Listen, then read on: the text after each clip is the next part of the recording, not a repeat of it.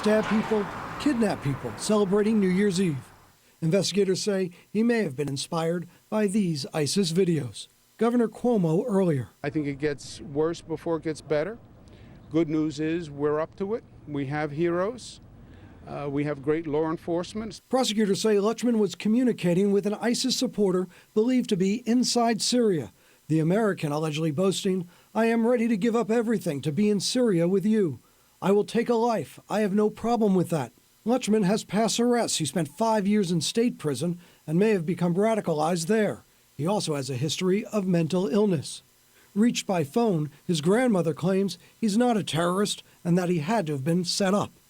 An alleged lone actor, residents say they never noticed anything suspicious. It's very scary. No one knows that we're right across the street. Anything could happen. The FBI says the plot came together in just a matter of days, and informants helped track Lutchman, who they say was already planning something for New Year's Eve. The FBI checking its computers and phones for any other possible connections, but again, officials believe this lone actor plotting an attack upstate. I'm Jonathan Dienst. Back to you. All right, Jonathan, we thank you. You know, investigators, when you hear the word lone, it always makes you feel better in these situations because I know initially you think, are there more people involved here? Right. There were a couple of informants who helped track this guy as the New Year's approached. But again, they believe this guy became radicalized in prison, online, and in communicating with someone overseas. We thank you, Jonathan, for that information. Rob. All right now the crowd is growing in Times Square. Look at all the people behind me. 1 million people expected by the time the famous ball drops. Authorities say this is actually the safest place in the world tonight. News 4's Paisy Chang is staying in close contact with police. Paisy, what safety measures are you seeing out there? A lot of officers. Well, we're seeing a lot of officers. And, Rob, I'm here on 49th Street. I'm going to step out of the way so you can see. This is by 8th Avenue, about 2 blocks away from the action. And still, there are so many people and so many officers. The NYPD have pulled out the big guns, so to speak. They're unveiling their new Critical Response Command counterterrorism unit. This is a unit that is trained to detect and respond to planned attacks like those in Paris and San Bernardino. As hundreds of thousands inch their way to the middle of New York's biggest New Year's celebration, the NYPD has been planning behind the scenes, closing roads, sealing off mailboxes and garbage cans, and deploying 6,000 officers. These are officers who are heavily armed, well-trained specifically to prevent terror incidents. 500-plus officers full-time. You'll see a lot of their presence tonight as well. Mayor Bill de Blasio said earlier today that in addition to heavily armed officers, there will also be officers in plain clothes mingling with revelers in the middle of Times Square. We woke up at 5, but yeah, we got here around 7:30. Dedication. Chloe Freeman of Brooklyn is staying for the ball drop despite her mother's protests. My mom's worried. She was like, there's going to be a terrorist attack, don't go. But I don't know, I'm not really that concerned, I think. Why is that? There's a lot of security going on, so I think, I feel pretty safe. In fact, Freeman, who was at the heart of the festivities, 47th and 7th, said she was screened not once but twice by the NYPD, something the city has warned everyone they will do. News 4 cameras captured some of this intensive screening at one checkpoint. From helicopters in the air to bomb-sniffing dogs on the ground, police made their presence known. I think we're concerned the way everyone is concerned all the time now, unfortunately, but I think NYPD is doing okay. Among the officers are the 1,200 newly sworn members of the NYPD. They are also here at Times Square to help maintain order during this celebration. Now, coming up later on in the show, about 25 minutes, Commissioner Bill Bratton will be doing a live interview with News 4 New York to update us on the security situation. We're live from West Side tonight. Paisy Chang, News 4 New York. All right, Paisy, thanks. Looking forward to that. And nearby, News 4's Lauren Scala is in the heart of Times Square. And Lauren, you've been talking to some people out there waiting all day to witness the magic moment tonight. People have certainly been waiting all day, and it's loud right now. Jessie J is actually doing her sound check rehearsal behind me right now. So lots of performances ahead later. But like we said, people have been out here since 9 a.m. this morning, maybe even earlier. At about noon, everything was shut down. The areas from 42nd all the way up to 46th already full of people excited to watch that ball drop. So while the party will be going on all night into the wee hours, it's actually been going on all day. Times Square is getting ready for its close-up. A 1 million plus people expected to gather here tonight to celebrate one of the city's most time-honored traditions. Josette Ankar and her friends here from New Orleans celebrating New Year's Eve for the first time in Times Square. It was a to-do thing on our bucket list, so we're excited to be here. Hours before the main event, anticipation already running high for New Yorkers like Chandler and Corey. It's been good. I mean, it's nice weather. It's not like too cold or anything, and people are really getting excited in the crowd, so I'm excited. The festivities starting early, places like Bar 54 at the Hyatt Times Square offering guests complimentary photos and a view from 54 stories up. All the way from England, Lucy Robertson and her husband Paul are back for their second Times Square New Year's Eve and will be headed down to join the crowds. The crowds are phenomenal. We are definitely going to brave it because we haven't come all this way to not be in the midst of that this evening. We want the confetti. So many people excited about that confetti. I talked to quite a few. And speaking of the confetti, something that's very cool that Times Square does so that people from all over the world can be involved in the New Year's Eve celebration here is they created a way by using social media, Twitter or Instagram, to send your wishes through. They created this hashtag. It was hashtag TSQNYEWish. And you could send in a wish, a dream, whatever you wanted. And they gathered them and they printed them on the confetti that's actually going to be coming down tonight all over the place. So everyone feels like they're involved. Speaking of social media, I'm going to be using it plenty tonight. It's just so exciting to be out here. I've already taken so many pictures. You can always follow me at Lauren Scala 4NY on Twitter or at Lauren Scala on Instagram. And Rob and Natalie, you know how much I like to share. Back to you. We will definitely be following along. All right, Lauren, thanks. We'll check back with you. All right, folks, something I want you to pay attention to as you head out to your New Year's Eve destinations. The subway, really messed up right now. Let's put it this way. The only lines without any issues at this hour are the G, the L, and the S. Every other line is dealing with switch problems, signal problems, or service changes. So we'll alert you from our News 4 app as all this gets cleared up. Keep an eye on your phone. All right, weather-wise, how warm should you dress for tonight? Meteorologist Erica Groh is here. It's not too warm out right now, but I guess it could be a lot worse, huh? Oh, yeah. Last year was really kind of frigid compared to what we're going to be dealing with tonight. As the ball is dropping, only dropping down to 40 degrees out there in Times Square. When you're huddled together with all those people, it's not even going to feel that cold. We will have a little bit of a breeze. It's going to feel like 34 degrees, so you'll want the winter layer, but you don't need to bundle up too drastically. Storm tracker, lots of clouds in place right now, but you can see that there isn't any precipitation like we had yesterday at this time. The flurries and light snow showers to the north and west are going to remain there, so they're not going to be a factor for us. As we head into the overnight hours, we're going to clear out some of these clouds, and we'll see temperatures dropping into the 30s. Coming up, we'll talk about how warm this December was and if it's going to stay that way into January. That'll be in the 7-day forecast. Back to you. Erica, thanks. This inferno you see in the video in Dubai didn't stop the New Year's celebration from happening there. This video posted to Twitter from witnesses who watched as the flames tore through a 63-story luxury hotel as the clock struck midnight. News 4's Gus Rosendale is here with that really wild scene in the night sky, Gus. Well, Natalie, latest from officials, the fire is under control, but it continues to burn, breaking out at a time when countries across the globe are on high alert for terrorism. At this point, there's no indication this is an act of terror. However, it's still unclear what ignited these flames in the first place. Witnesses tell reporters they heard a loud boom, then saw flames climbing up the Address Hotel in downtown Dubai. It appears the fire started on the 20th floor of the 63-floor building and then scaled upwards.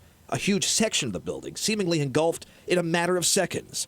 The blaze lit up the sky around 9:30 at night local time. There was debris raining down from as high up as 20 floors up at least. Just hours before Dubai's lavish New Year's fireworks display.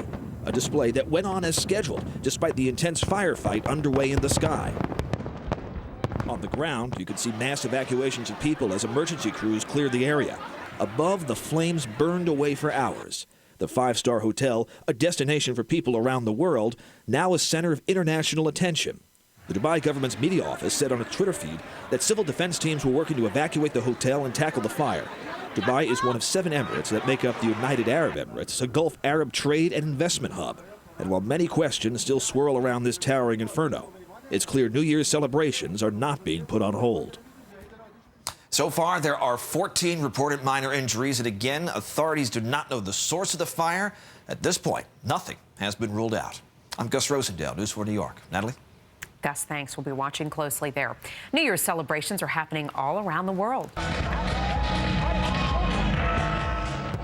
2016 just officially arrived in Cape Town, South Africa minutes ago at 5 o'clock our time. We're going to keep bringing you the scenes as crowds bring in the new year from locations all over the world. And we are just hours away from our celebration here in Times Square. You can ring in the new year right here on NBC4. You don't want to miss it. New Year's Eve with Carson Daly begins at 11:30 p.m. right here after News 4 at 11. All right, we have breaking news out of New Rochelle tonight. An accident that may have stemmed from a dispute over a parking spot. This happened near 80 Nardozzi Place. Police have one person in custody, but so far nobody has been charged. Take a look here from our chopper at the parking lot there. It's not clear if anybody was hurt in this. Our crew is headed to that scene. Well, first a shooting and now a fire. Police back at a Queens Gentlemen's Club for a second day, the same club where a Knicks player was yesterday before being ambushed. Today, the investigation there is arson. So what is the deal at this club? News 4's Michael George went to Masbeth to find out. Our cameras caught detectives discovering a gas can still leaking fuel. This is what two arsonists used to try and burn down the Cityscape strip club this morning. Cops that were here, the ambulance, the fire department, that's all I saw this morning.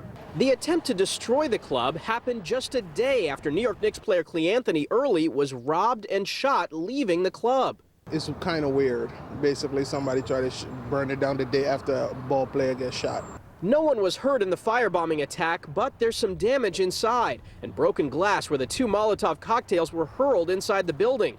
A manager at the club told me they have no idea who would do this or why. Meanwhile, police are still trying to solve the shooting of Cleanthony Early. The Knicks player was leaving the club Wednesday morning when 6 armed men ambushed him, robbed him, and shot him in the leg. Today, he posted this photo from the hospital on Instagram, writing, quote, "I got shot, but ironically, I dodged a bullet. It could have been way worse, but I'm thankful and grateful it wasn't." Now, detectives are trying to find out if the attempt to burn down the club is in any way connected to the shooting. People who work nearby hope the culprits are caught soon. I hope they do, because this is a quiet neighborhood, you know. And for now, all police will say about the arsonist is they're looking for 2 suspects driving a Nissan Altima. For now, the club remains closed while they make repairs. In the Masspeth section of Queens, Michael George, News 4 New York. Still ahead tonight on News 4 New York at 5 o'clock, a 9-story fall from the Four Seasons Hotel there in Midtown. What a young college student was trying to do when he fell to his death. We're also getting new video from the Midwest. Look at this, the flooding only getting worse and what this is now doing to the supply of oil there. Also at 5:30, a pullover by fake police in the Bronx, how they did it, what they got away with, and what police want you to be on the lookout for tonight. We have it all.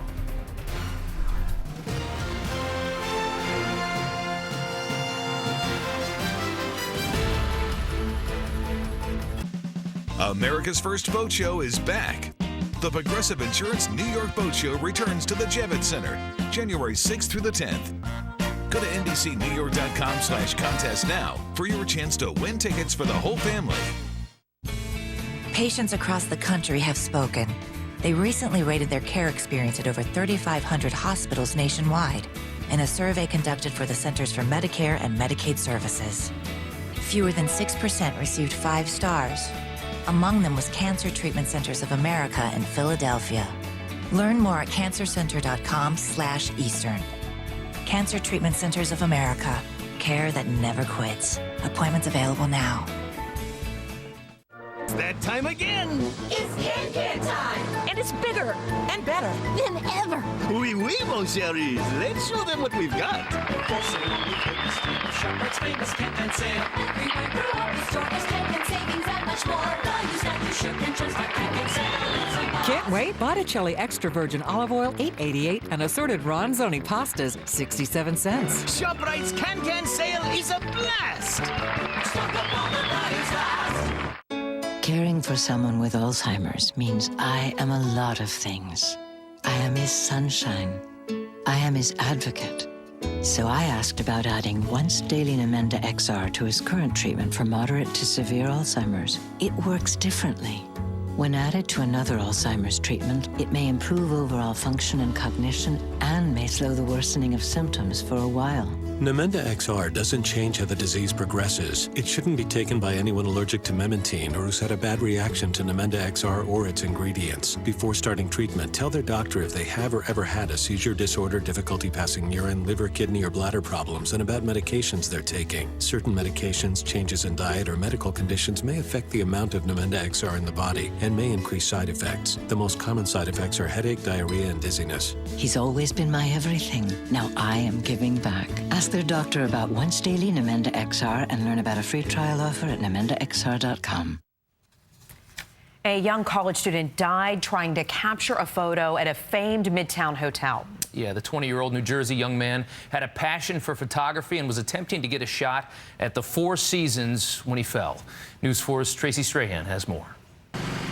Emergency service crews from the NYPD dragged stretchers inside of the famed Four Seasons Hotel, trying to reach the body of a college student who fell 9 stories to his death.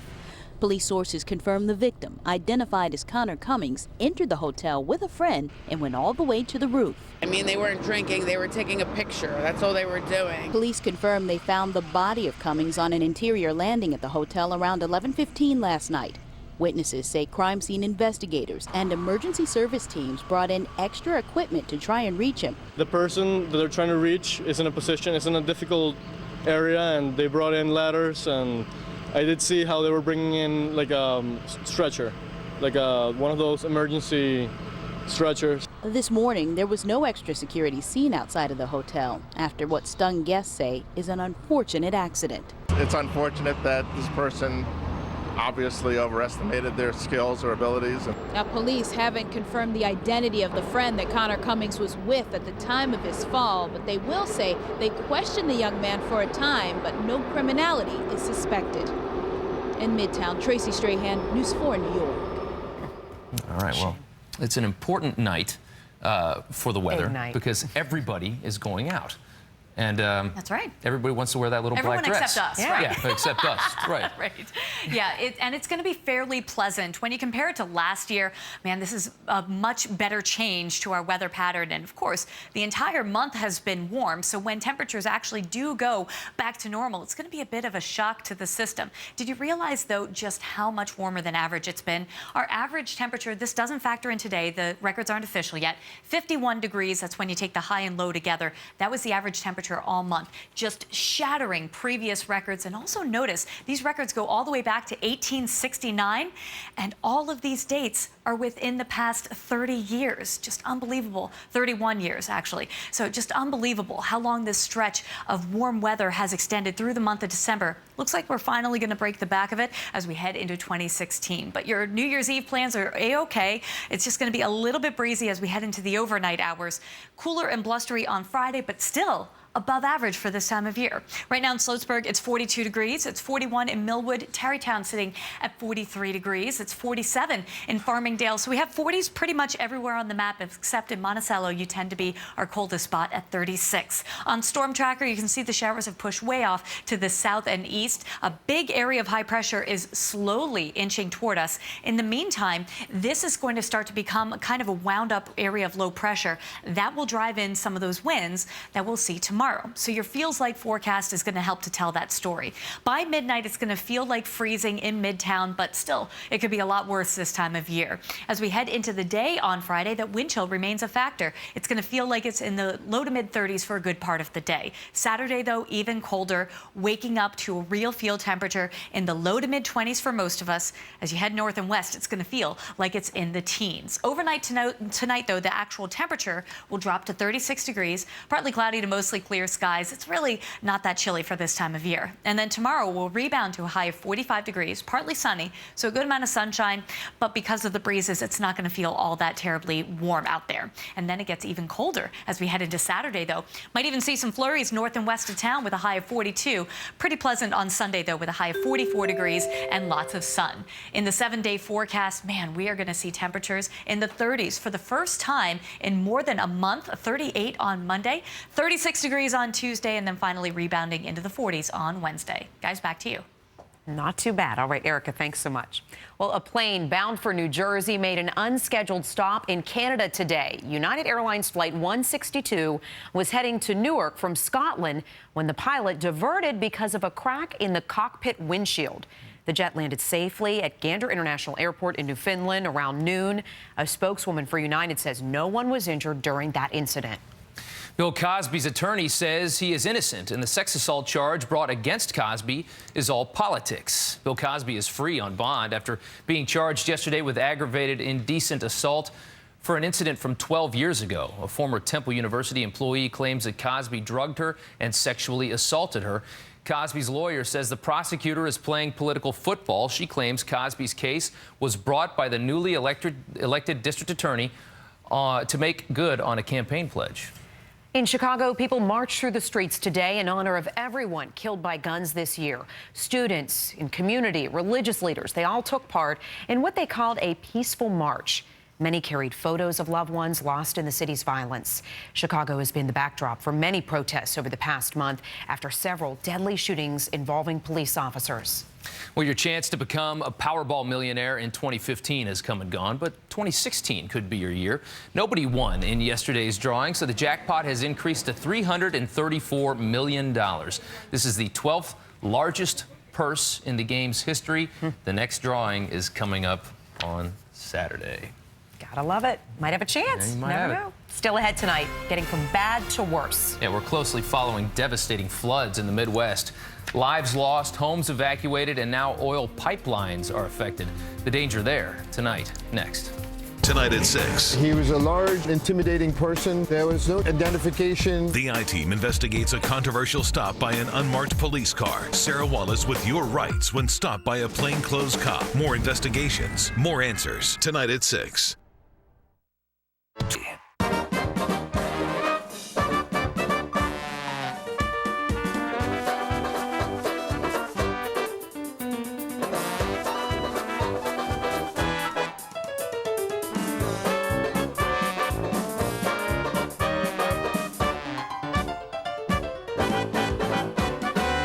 Joy and wonder, just a popcorn toss away at the Big Apple Circus. Now presenting the Grand Tour. Tickets on sale now. Cancer doesn't care you don't smoke that much. Cancer doesn't care you've cut back or that you'll quit someday. Because nearly 15,000 people a year under 55 die of cancer caused by smoking. So no, cancer doesn't care you don't call yourself a smoker. But the day you hear it's cancer, you'll care. And your family will care. Care enough to quit smoking today. Visit nysmokefree.com.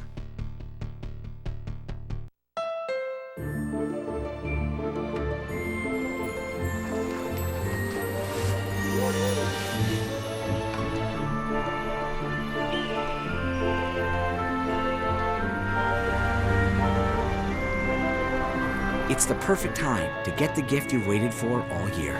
The CR-V with rear-view camera standard. Happy Honda Days end soon. Hurry in and you could get a great deal on the CR-V, the best-selling SUV in its class. Now at your